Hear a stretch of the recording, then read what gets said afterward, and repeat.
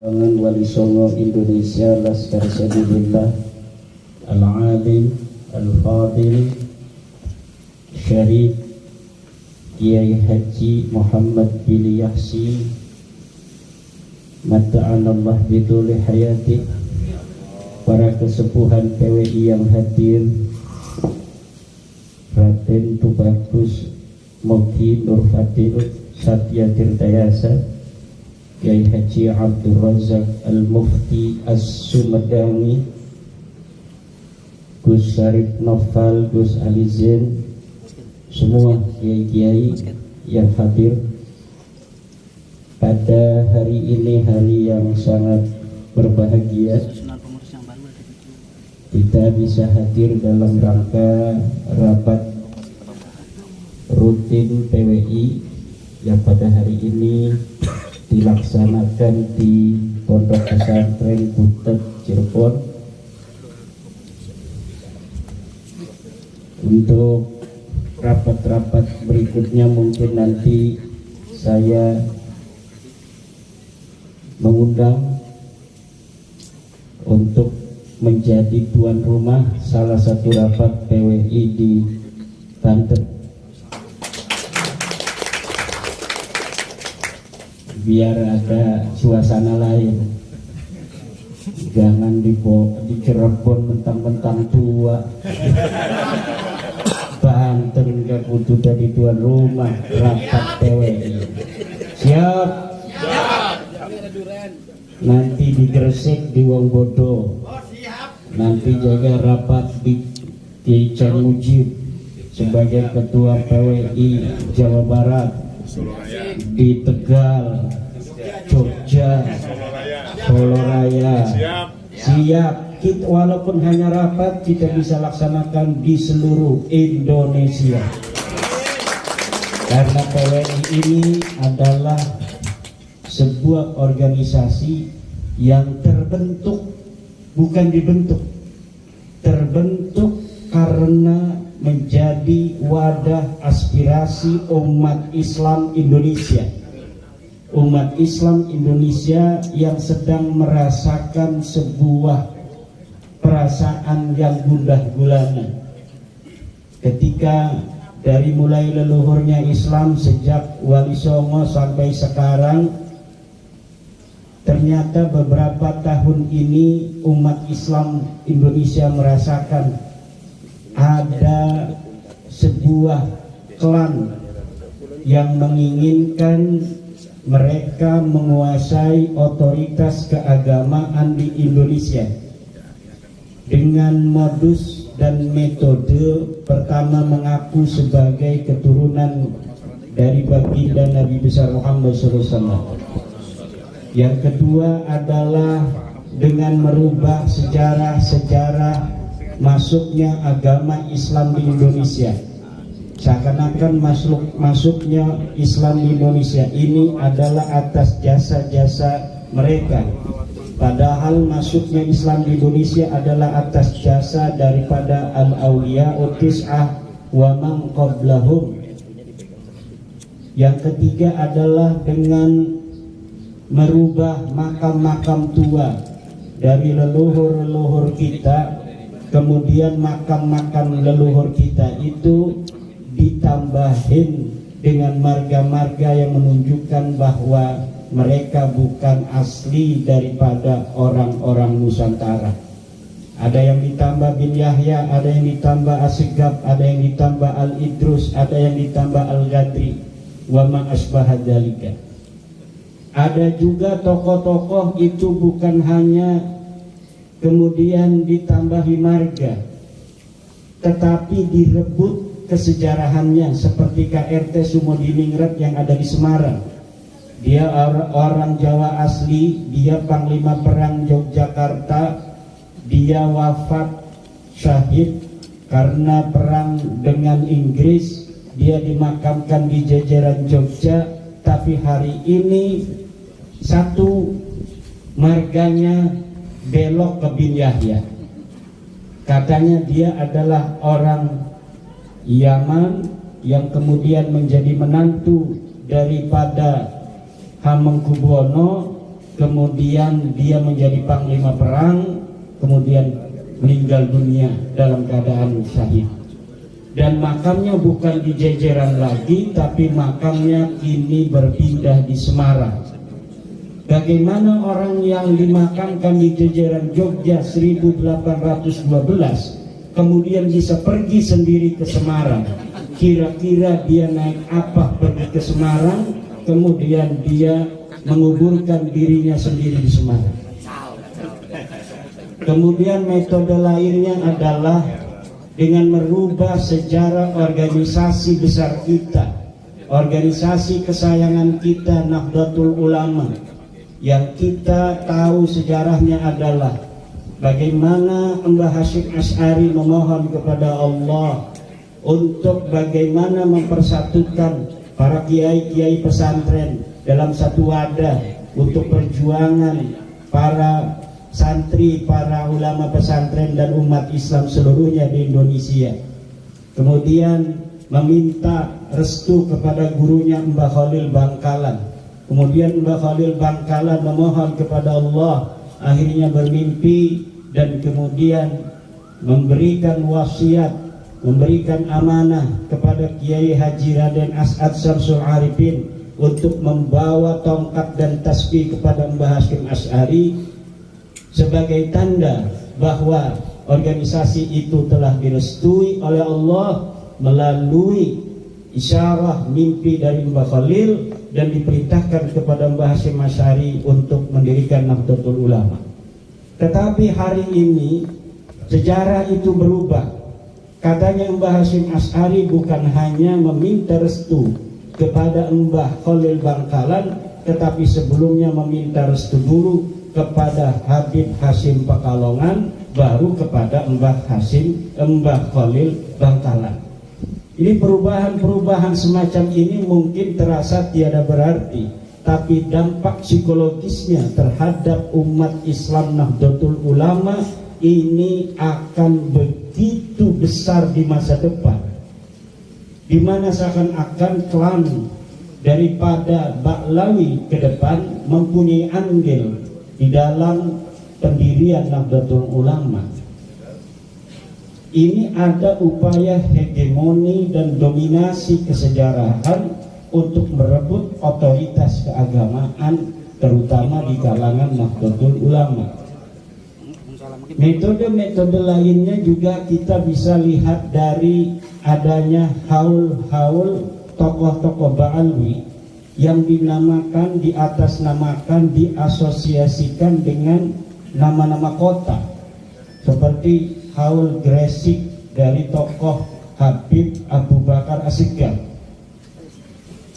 Katanya Wali Kutub, katanya dia orang yang paling berperan. Ini secara ilmu psikologi, ini adalah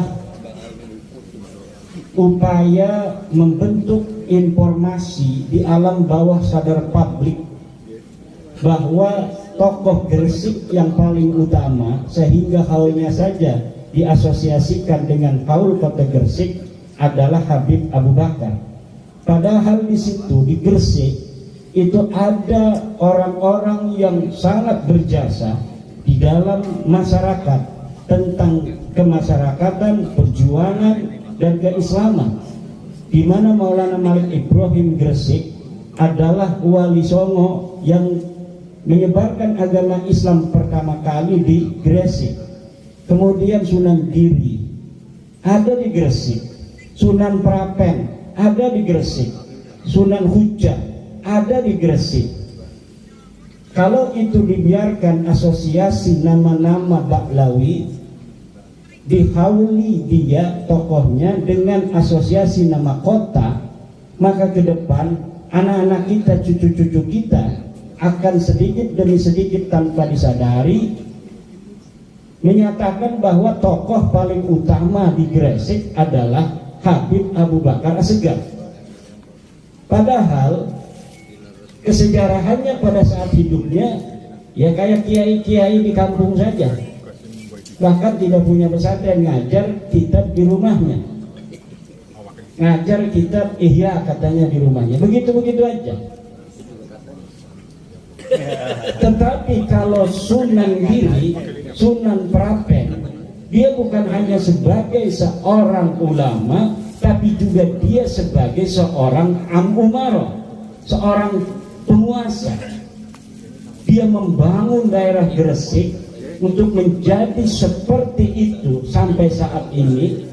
Itu dimulai dari pembangunan kebudayaan peradaban Islam, dari mulai Sunan Giri, Maulana Malik Ibrahim sampai ke Sunan Prapen, sebagai ulama plus sebagai umaro. Tentunya orang-orang besar yang dirinya mempunyai otoritas keagamaan, otoritas persuasif dan otoritas koersif seperti itu sebagai penguasa, lebih tinggi derajat peran kesejarahannya daripada hanya kiai yang mengajar di rumahnya saja. Tetapi kenapa Haul Gresik tidak diasosiasikan kepada Sunan Giri? Kenapa Haul Gresik tidak diasosiasikan kepada Sunan Maulana Malik Ibrahim, kepada Sunan Prapen, kepada Sunan Kuca? Ini ada sesuatu. Begitu pula di Solo. Bahkan di Solo itu yang dihauli tidak dikubur di Solo, dia adanya di Hadramaut. Tetapi kenapa haulnya diasosiasikan dengan haul Solo? Seakan-akan tidak ada tokoh di Solo yang lebih tinggi dari dia. Padahal di situ ada raja-raja Mataram. Bahkan buyut seluruh raja-raja Mataram, Ki Ageng Enis, itu adanya di Solo. Kemudian para wali-wali yang menyebarkan Islam di Solo, seakan-akan semuanya itu hilang ketika ada seorang biasa yang bahkan makamnya aja tidak ada di Solo, kemudian dihauli atas nama Haul Solo. Begitu pula di Tegal, orang yang hidup 1885, umurnya hanya 43 tahun, meninggal dunia dia ngajar ngaji, kemudian dihauli hari ini dengan nama Haul Tegal. Orang yang hidupnya tidak terlalu panjang, dengan kesejarahan yang apabila kita teliti, kita cari di dalam buku-buku sejarah, perjuangan, pemberontakan terhadap penjajah tidak ada.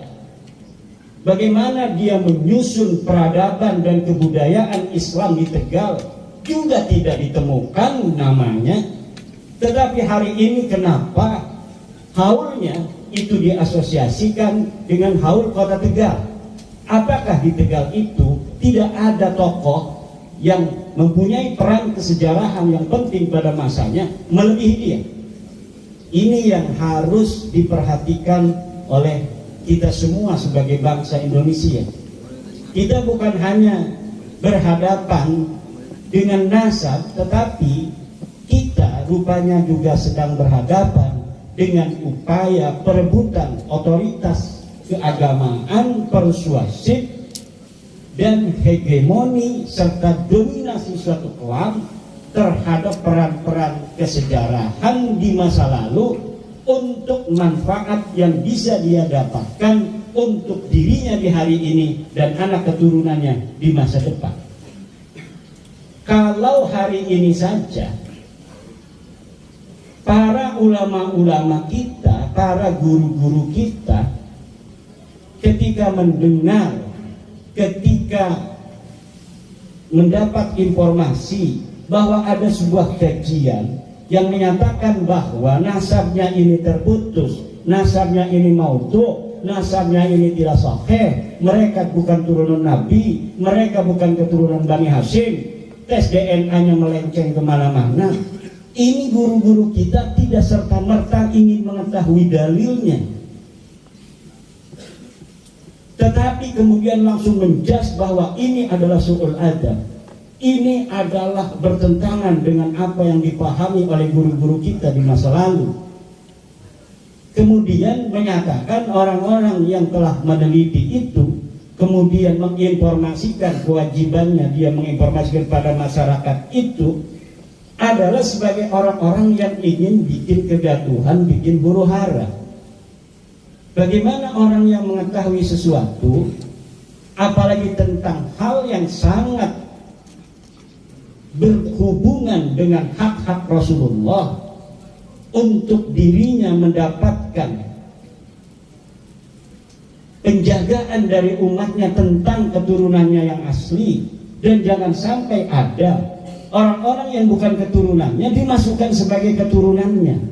Ini kewajiban umat Islam, dan kebetulan saya membaca bahwa mereka bukan turun Nabi. Ini kitabnya, ini kitab abad ke-4, ini ke-5, abad ke-6, abad ke-7, abad ke-8, abad ke-9. Ini kitab nasabnya, ini kitab sejarahnya. Kemudian disimpulkan bahwa mereka ternyata hanya ngaku-ngaku saja di abad ke-9. Tidak bisa, karena guru-guru kita katanya sudah mengakui, mengisbat bahwa mereka turunan Nabi. Mana dalilnya? Suara perlu dalil.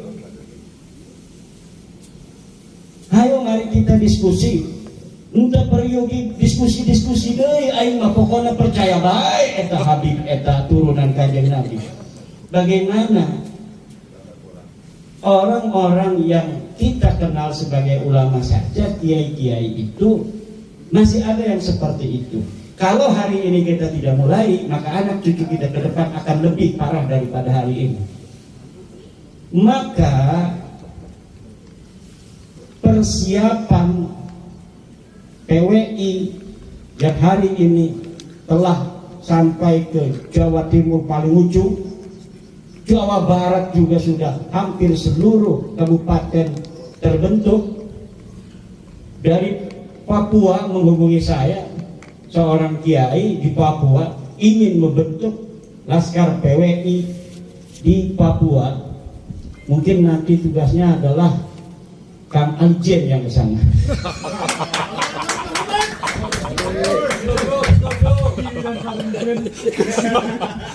Naik kapalnya takut kalau kapal kecil mah. Kalau ketum mah. Jadi sekjen yang harus ke sana. Seluruh Indonesia hari ini ingin PWI hadir di kotanya. Seluruh PWI di Indonesia harus terbentuk. Karena bangsa umat Islam ini menunggu kita. Mereka sudah lama merasakan kepahitan di dalam spiritualitas mereka. Kok ada orang yang ngaku-ngaku cucu Nabi tapi akhlaknya begitu? Akhlaknya itu tidak mencerminkan kasih sayang, akhlaknya tidak mencerminkan kelembutan, akhlaknya ingin mendominasi, akhlaknya ingin menipu. Apa benar mereka keturunan Nabi? Kemudian PWI hadir di tengah-tengah bangsa Indonesia sebagai sirajan munira di tengah gelapnya otoritas keagamaan yang semu, yang ketika mengetahui kebenaran mereka tidak mampu dan tidak berani untuk mengatakannya. Bagaimana kita mau mengikuti orang yang katanya menyatakan udah Ba'lawi itu cucu Nabi dari dulu begitu? Mana dalilnya? Wis ulah dalil-dalilan deui. Ini melawan Al-Quran. Al-Quran mengatakan wala taqfu ma laysa laka bihi ilm. Jangan kau ikuti sesuatu yang di situ tidak ada keyakinan, tidak ada ilmu. Kita ketika membatalkan nasab Ba'lawi bahwa mereka bukanlah cucu Nabi dengan ilmu. Ini dalilnya, ini kitab nasabnya, ini kitab sejarahnya, ini hasil tes DNA-nya.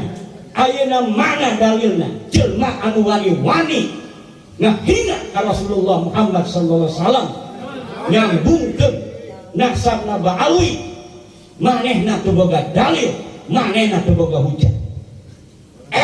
Manehna kana Rasulullah Muhammad sallallahu alaihi wasallam sholawat tiap poe, marhaban tiap malam Jumat, tapi jaga kehormatan nasabna Rasulullah Muhammad sallallahu alaihi wasallam manehna sieun ulah cicing ulah gandeng. Den. Iya anu terjadi ke Aceh Mujib. Lah tasbih bae di kalung.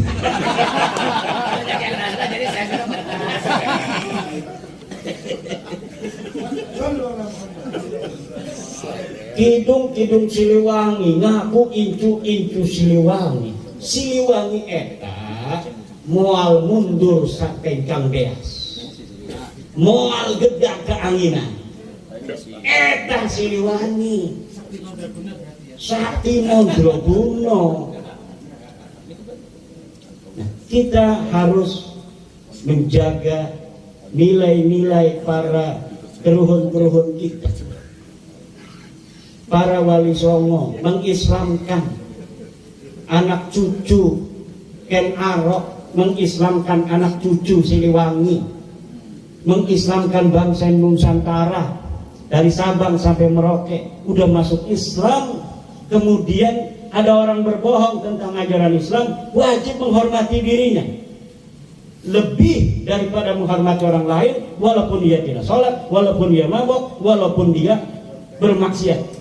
Eta ente aya ajaran di Rasulullah, te aya ajaran di Al-Quran. Ajaran mana eta? Ajaran setan. Te aya ajaran na Rasulullah Muhammad SAW, te aya ajaran Al-Quran anu ngomongkeun jelema wajib dihormatan senajan manehna tukang zina, senajan manehna tukang mabok. Te aya anu aya kehormatan jelma eta nya eta anu boga takwa. Inna akramakum indallah atqakum. Sesungguhnya orang yang paling mulia di antara kalian adalah orang yang paling bertakwa. Eta ajaran Al-Quran. Nyata eta ajaran Al-Quran. Geus eta bae anu dicekelan bahwa jelma eta dihormatan tadi hormatan patokanana takwana, lain nasabna patokanana nyaeta takwana, lain nasabna. Eta anu nggak bisa terus Sunda. Kalau tadi lagi kemasukan Kidung Siliwangi.